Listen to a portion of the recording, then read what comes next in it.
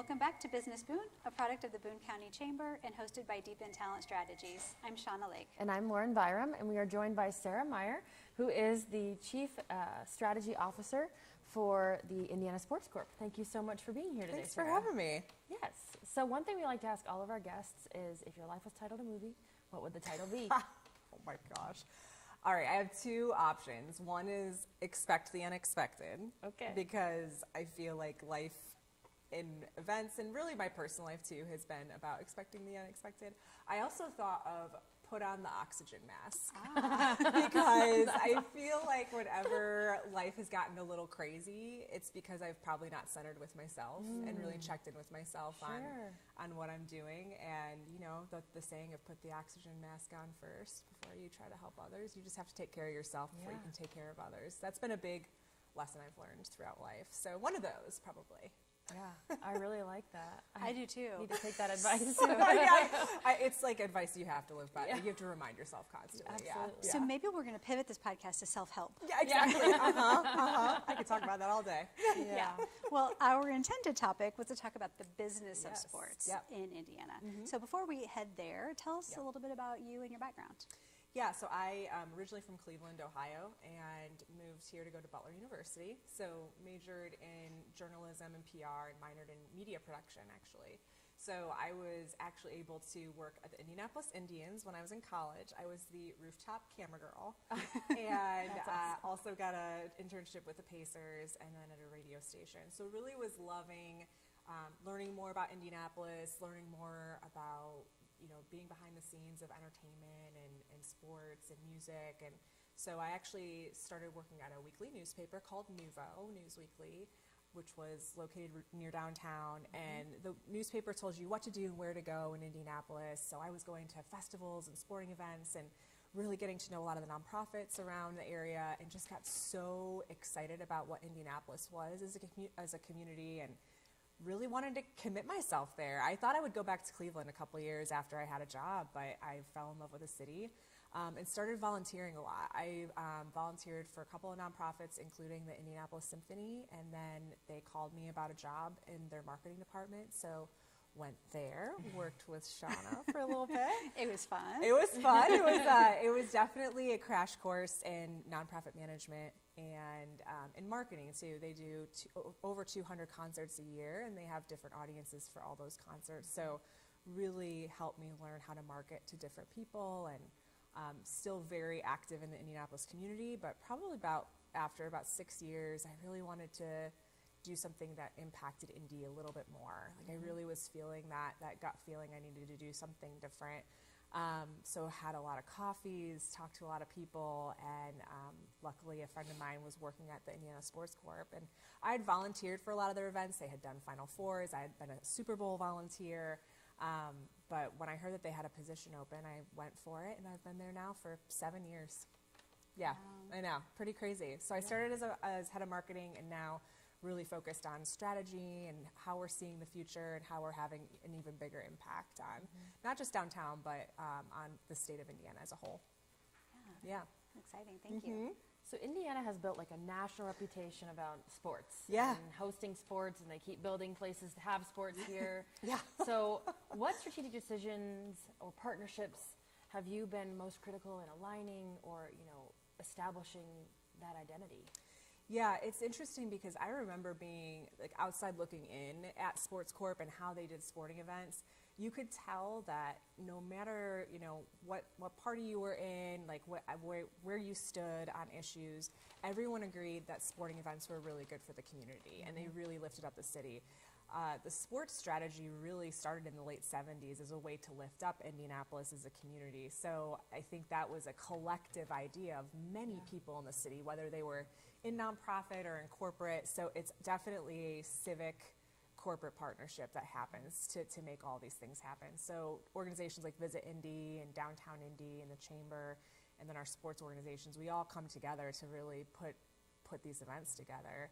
And then it's really wild just how many volunteers that we have that commit their time and their energy to putting on our events, whether it is a Final Four or it's a Division III swimming and diving championship. It's just insane to see the people that show up to put in the help because they know that that's kind of the Indiana way. So I think we've built that reputation. Our partners are just like dumbfounded by it. They can't believe how many people give their time. But I do think that that's something that's so unique and wonderful. And we have heard that from other cities too. I mean, we go to events in other cities to see what they're doing, and we hear from them, hey, we're really jealous of what you have in Indianapolis and in the state of Indiana. I think the nice thing is that sports strategy started as just for Indianapolis, but there's so many wonderful venues and organizations popping up all over the state who are really committed to kind of that impact through sport. Yeah. Yep. When you talk about the impact, there are several ways we can measure impact. Yeah. When you evaluate the economic impact of sports in Indiana, what metrics or outcomes are you looking at beyond the headlines? Yeah, you know, it's funny. We work with, we'll work with various companies depending on the event to track that economic impact you talk about. So for people who don't know, that's really tracking like heads and beds, as they call it. So how many people are staying in hotels, the restaurant business, you know, people flying into the airport. They're really tracking on all these different numbers. So we're looking at a lot of those different things. I mean, it's interesting because sometimes when you do have a major event and you have a local team make it, your heart drops a little bit because you're like, well, are people going to book hotels or are they just going to drive in, drive out? So it is funny how like some of those things do come into play. But we also look at what is the lasting impact beyond the event. And I think that's another thing that Indianapolis and Indiana do really well is think about, okay, we have this major event coming. So what else can we do to have impact beyond what's happening on the court or in the pool? So I mentioned the pool. I mean, for Olympic swimming trials, we hosted that in 2024, and we made a commitment with USA Swimming to teach 50,000 Hoosiers to be swimmer water safe. And swimming is the only sport that can save your life. And so when you think about that impact and the fact that we were able to teach 50,000 Hoosiers to be water safe, that's lasting. That's lifetime impact. So we look at that stuff too. I mean, and sometimes those stories, you know, get a little bit hidden behind the millions of dollars of economic impact, but it is about community impact as well. Thank you for sharing that. Yeah. I had not heard that. Either. I know, so you got to tell a story a little bit better. Yeah, we do. Luckily, we're hosting swim trials in 2028, so we're really still committed to that water safety and those initiatives. So I'm sure we'll come out with another number soon. Excellent. So how would you say the Sports Corp aligns your strategy with, you know, stakeholders across the government, businesses, community to successfully execute large-scale events? I know you said you don't really talk about parties and things like that, but you could kind of talk about it's really all about relationships, which I'm sure you both know through and through. I think developing those relationships when people do change jobs, like if the governor changes, the mayor changes, the police chief changes. I mean, I think you just have to make sure that you're developing those relationships, and it's not just at the top. And I think like that's something that I learned very early on.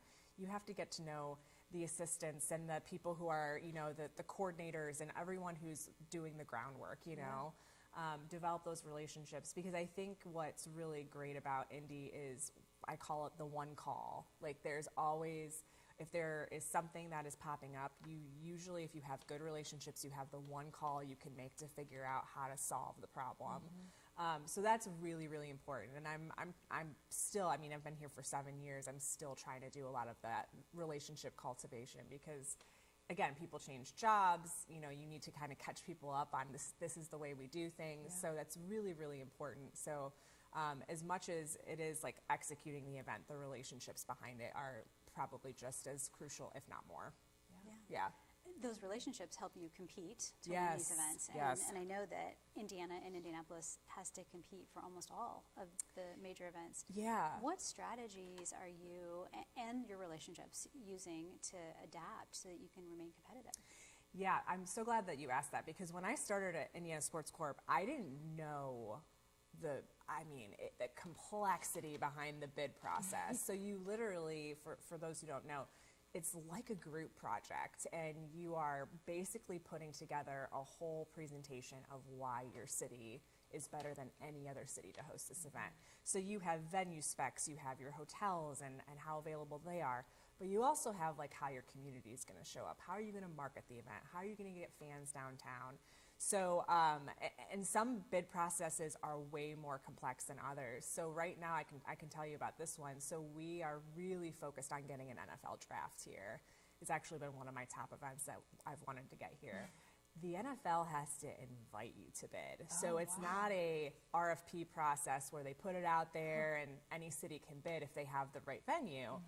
They have to invite you to bid. So we have been working very hard to really help them dream about what our city will look like in 2030, which is the year that we're going after. Because it's so many years out. It's so many years out. And if you look at downtown right now, there's a lot of construction, but all of that construction means new hotels, a new music venue, restaurants. So it's really telling the story. So honestly, it's communication with the city and a lot of the developers around what is happening, when is it going to be done, hopefully, so we can sell that and we can really help our partners envision what the future is. I mean, that Signia Hotel that's downtown on Georgia Street, which it will be very hard to miss once anyone goes down to downtown Indianapolis.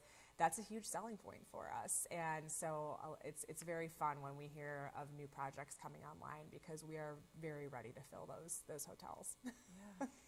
How often do you hear that you have the coolest job? I was just going to say, like, she's like the queen of the city. Like, he has the queen of the city of, like, all the events coming.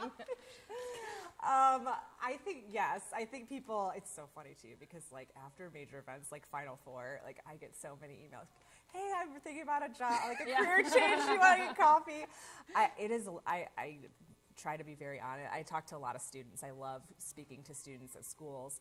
It's really hard work.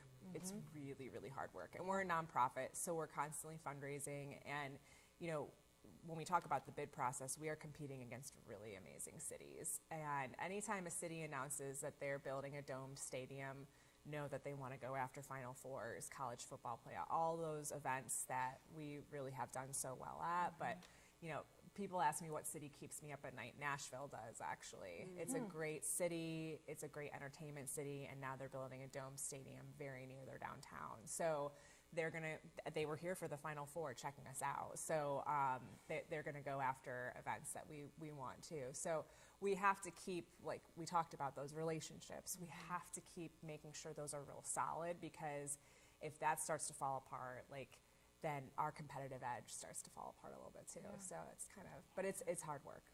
Yeah, well, you make it look good. Oh, thanks. So in kind of thinking about, like, how you invest in sports infrastructure and events, you know, how does that translate into long-term benefits for you and for the Sports Corp? Yeah, it's interesting because whenever we're talking to, it's definitely a collaborative process too. Like, whenever we're talking to Visit Indy, or the Capital Improvement Board is the organization that owns Gainbridge Fieldhouse, Lucas Oil Stadium, Victory Field, the Convention Center. We're always talking about what additions or what needs do we have. Circle Center Mall is being transformed by Hendricks into Traction Yards, so that's going to be done in 2029. We are very ready for that to be done. Yeah. That is a very big part of our downtown, not just from the sports side, but the convention side. But you always have to think about, you know, what implications do these projects have? There's a lot of talks around the soccer stadium. We could, you know, Sports Corp has said this for a while. We could absolutely bid on events and probably win events that we could put in the stadium. However, that's not going to pay the bills to build the stadium. So you just have to consider all the pros and cons of new infrastructure and how much that could be supported, and if it's the right decision at the right time. Yep. You mentioned being a nonprofit. Yes. And you sit in that strategy seat. So Yes. How do you approach thinking about that time allocation, how the organization balances the approach to chasing global, large Olympic-size events, pun intended, to local grassroots initiatives and everything in between? Yeah. You hire a really great HR firm. I have a lot of love for D-men. So what people I don't think realize is we're not like a typical sports organization, sports team, because our schedule changes every year. So a really good example, we're hosting the 2028 Women's Final Four in April of 28. 2 months later, we'll host the Olympic swimming trials. Those are two wonderful events and very hard events. Like, they take a lot of work So we're already planning the staffing strategy. What staff do we have now? What other positions might we need to create? We hire, people to just do kind of like project work, or we'll do like fixed duration employees where they're just staying on for a couple of years. They get that great experience. They'll probably get another job somewhere else because they worked on a Final Four or swim trials. So we're always thinking about that, and that is from like I said, coordinator level to executive level. We're thinking about what we need and when we need it. So luckily we have great talent here, so we've been able to find great people, but it's definitely a big responsibility, because if you don't make the right decisions around the resources you need, your current staff could get very burnt out very easily. So I think that's also something we're always thinking about is, where do we need people when? It's never, I will say, it's not yet impacted our decision to go bid on an event, but I wouldn't be surprised, it has come up where we're like, well, we have 4 events in March, and should we actually bid on another one, or should we just say, hey, not for this year, but maybe for another year? So yeah, it's a lot of planning around, and that's where the strategy comes in, and I think that's why, my position was created, was you can go to event to event to event without stepping back and saying, how could we do this better?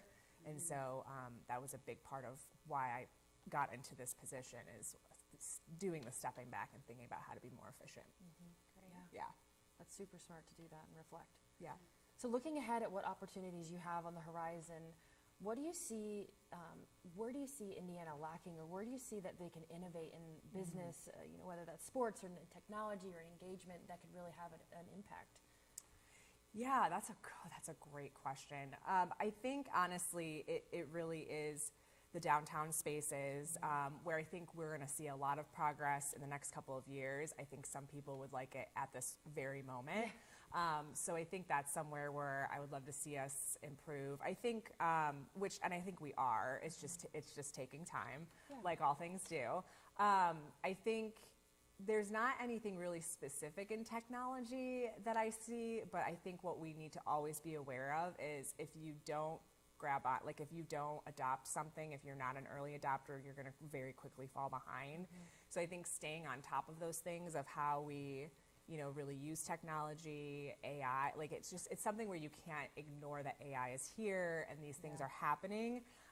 It's funny because I compare technology, honestly, to NIL and the things that are happening in college sports.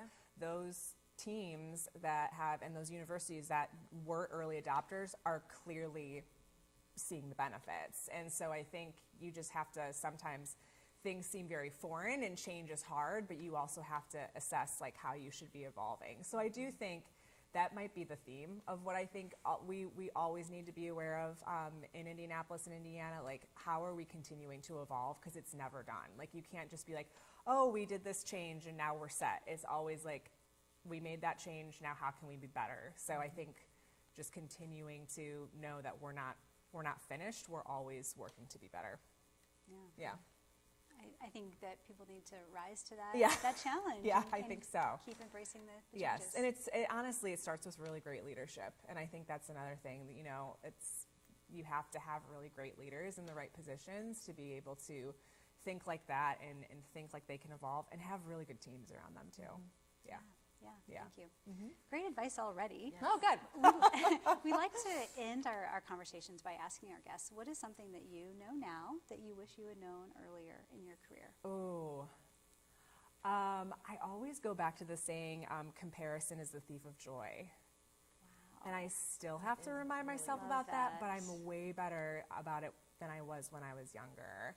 I think, and I talk to college students and even high school students about this a lot, and they have it way harder than we did with social media. But, everyone is going to live their lives a different way, and someone else's success does not damper what you are doing, and you just have to focus on you and what success means to you. So I still have to remind myself of that, but I wish someone would have said that to me when I was in high school or college.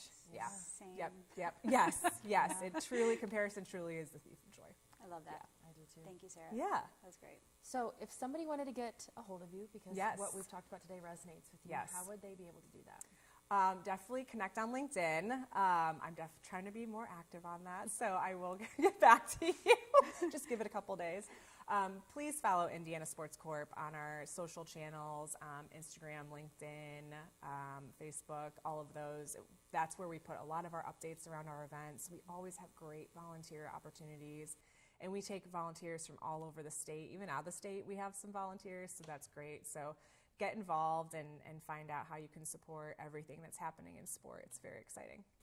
Wonderful. Yeah, Sarah, thank you so much. Absolutely. For being with us. Yeah. It's been a great conversation. Thank you. Yeah. And we will be back with more insightful conversations. Until then, continue leading and growing with purpose.